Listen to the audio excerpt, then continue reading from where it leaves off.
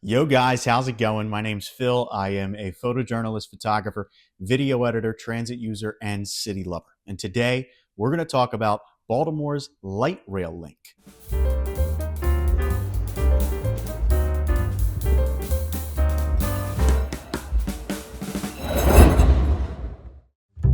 Something that just makes sense for a city or a metropolitan area to have is a direct rail connection to the airport. Why? Because renting a car is expensive, especially if you really don't actually need one. Ubers and Lyfts are ungodly ripoffs half the time and give drivers pennies on the dollar per ride. And there's really no better way to handle large swaths of people arriving at the same place and generally going in the same direction once they get there. Luckily for us in Baltimore, we have not just one, but if you count the Oh, hi, Mark. we have two rail connections from BWI Airport to Baltimore City. So wait, okay, if we have a direct light rail connection to the airport that drops you off right in the terminal, why does ridership look like this? Well, in my video on the Metro subway link, I talked about the 1960s Metro plan put together by the predecessor to today's Maryland Transit Administration, part of which included these branches down here. Look familiar? They should, because in the 1980s and 90s, those branches became the Baltimore light rail that we have today. Now, let's look at the rest of the map, shall we? Notice how the light rail goes from BWI Airport slowly, and that part's important, slowly, towards M&T Bank Stadium and Camden Yards, then through a largely abandoned, though up-and-coming South Howard Street corridor before getting stuck at 16 traffic lights through North Howard Street. Notice how it then passes downhill and past major corridors in North Baltimore, doesn't stop in Towson, stops at a fairgrounds in Timonium in a giant parking lot, then winds its way into a Hunt Valley shopping center in another giant parking lot. Well, now you have noticed that. And what's the issue with that, you may ask? Well, let's zoom out. Notice how there's no other light rail lines going in any other direction. Notice the lack of service to population centers that I mentioned before. Now check this out. It's called the Transit app, and Baltimoreans use it every day to make their bus, subway, light rail, or commuter rail connections. If you put your little pink dot here at BWI, you can scroll down and see the frequency of trains. See how it's every 15, 20, 30 minutes? Let's say you go to Loyola or Johns Hopkins University and you live in North Baltimore. The light rail goes to North Baltimore, and you feel like you'd rather pay $2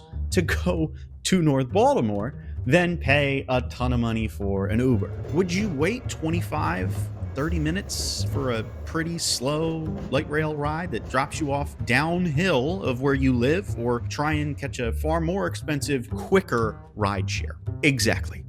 This is not rocket science, it's just bad design. As I've discussed in previous videos, buses get the most ridership out of any mode in the MTA's arsenal. So bus connections must be able to fix this, right? Well, you would think that, but all 12 CityLink routes and the highest ridership local link routes already make direct connections with the light rail at various points along the way. The main problem, like with most transit in the Baltimore area, is frequency. You can't catch a CityLink Gold from North Ave or a CityLink Orange from downtown Baltimore City as easily if there's only 2 light rail trains, or sometimes only 1 light rail train an hour. Running more trains per hour allows people to make those connections more swiftly because it allows them more freedom to leave for their destination when they feel like it, which will then encourage them to take transit more. And to be fair, the MTA has gotten a lot better with light rail frequencies as of late,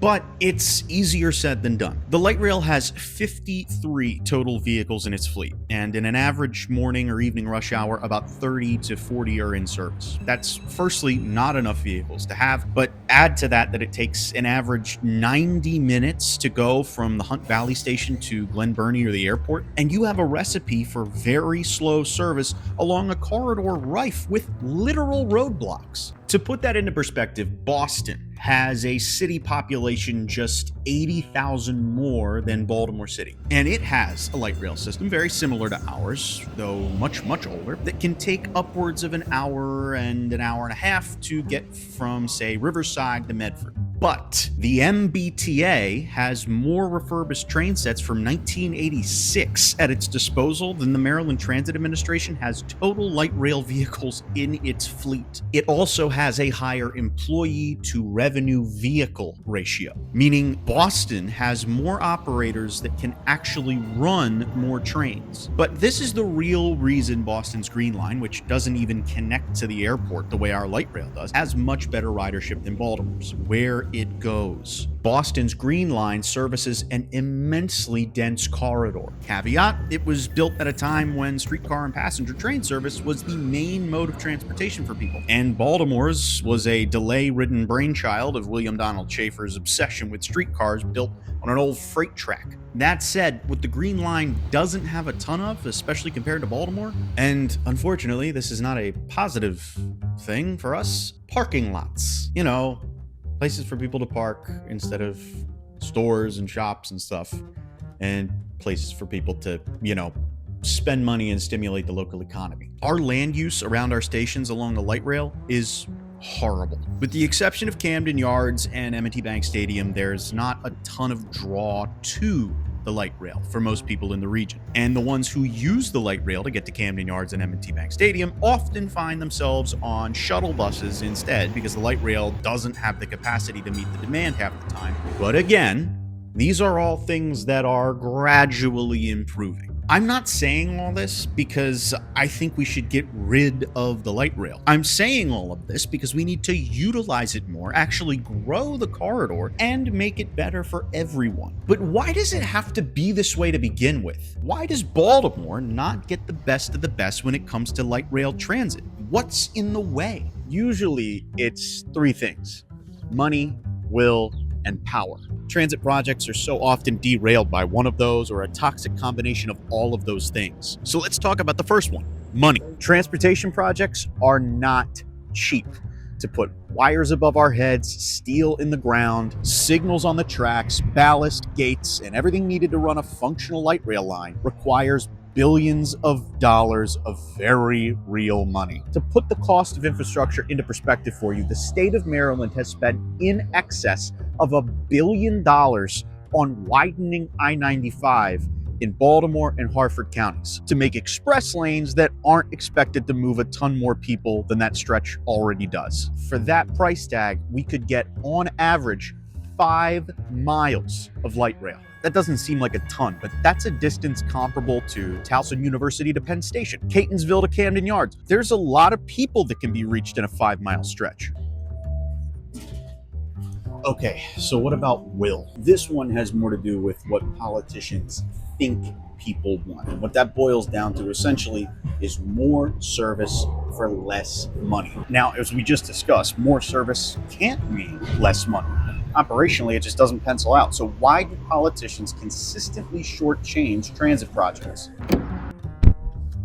It's all about perspective. If you've ever traveled around Maryland, you'll notice one thing. There are drivers everywhere. And the reality of that doesn't just disappear when you become a state senator or a delegate. You are still a driver if you were one before, until and unless you sell your car. And with no viable transit connections to Annapolis that can get you there in less than an hour and 15 minutes, what do? You drive. What that means is you view the world through a car's windshield, usually at speed, unless you're in your own neighborhood or on your own street, which 9 times out of 10, I can assure you, is in some spread out town, suburb, or exurb in some far-flung portion of the state. This creates a huge chasm between the tax-paying everyday people who use transit every day and the politicians who mostly drive everywhere. The reason this is an issue is they are responsible for funding transit adequately. It's the Maryland Transit Administration because it's a state-run,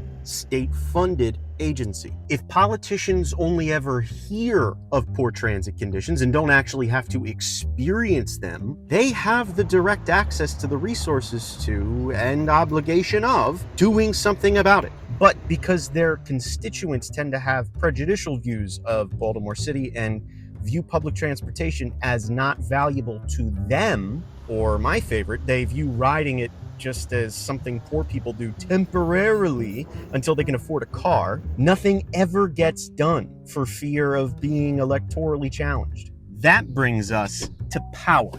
Now, when you think of local power and influence, you may think of big box stores that flex their muscles in shopping centers across the state. Giant corporations with the ability to bend governments to their will. But when it comes to transit construction, power oftentimes bends to the will of normal, everyday people. But typically in the United States of America, it's older, oftentimes suburban people. They have used their electoral power, their connections to the legal system, and ability to not have to show up for work every single day, to instead show up to meetings to tell project developers, transit authorities, and politicians their way of life is being threatened. Even if that may not be true, and especially if that may not even represent what the majority of the people in the neighborhood they live in even think. In the Baltimore suburb of Glen Burnie, this happened when the light rail was proposed to be extended down there past BWI.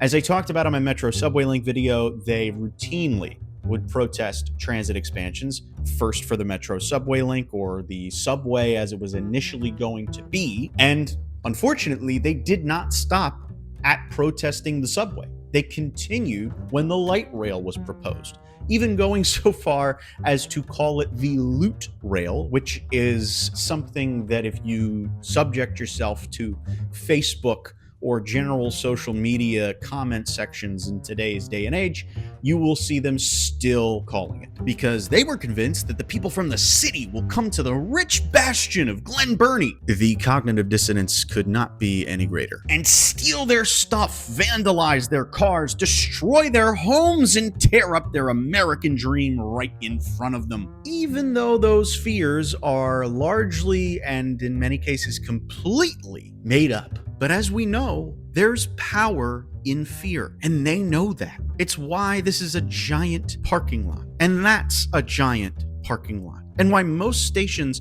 along the light rail are giant parking lots. It's because of the power those people exercised via their politicians of choice to prevent making these things useful on purpose. Look, I'm going to be very honest, and I'm not going to sugarcoat it. It doesn't seem like a winnable battle in a lot of cases, because there are so many people who have the ability to speak up who just choose not to, particularly at community meetings. Transit engineers and urban planners come to those meetings all the time and tell you to make this thing useful, you're going to need to build density around the stations. But the mostly retired demographic that attends those meetings, who have a lot of time on their hands and a plethora of things to complain about, they are the ones who speak up for you. You're not the one that speaks up for yourself. Okay, so NIMBYs, not in my backyarders aside, what can we actually do to speed up what we currently have on the Baltimore light rail? We've already established that more infrastructure would be way too expensive. Expansion would be far too divisive, and people hate apartments in their suburban enclaves. So what do? Well, here's some thoughts. First off, work with the Baltimore City Department of Transportation to protect the light rail's right-of-way on Howard Street from MLK to Pratt, and only permit emergency vehicles like ambulances, fire trucks, first responders, and delivery trucks to use the road. Keep Lombard and Baltimore streets open for through traffic so that ambulances can get to and from shock trauma. But let's be real, people hardly use Howard Street as a driving corridor, and eliminating a large chunk of the lights along that stretch for the light rail would speed up travel times exponentially. There's no need to eliminate drivers from it altogether, but at the very least, we need to put concrete barriers along the alignment to eliminate as many grade crossings as possible, because far too many cars just stop on the tracks, making it so much harder to get trains through. Second, we have tickets already for blocking the box at intersections. Frankly, we should extend that twofold for people blocking the light rail tracks. And if people keep doing it, put in gates that block the road temporarily like any other rail crossing to let the train through. I've said this probably a billion times, but a light rail vehicle is a train. This thing is treated like a train in the counties and even in portions of Baltimore City, but downtown, it's not. Partially, that's down to bad design, not putting an elevated corridor through Howard Street.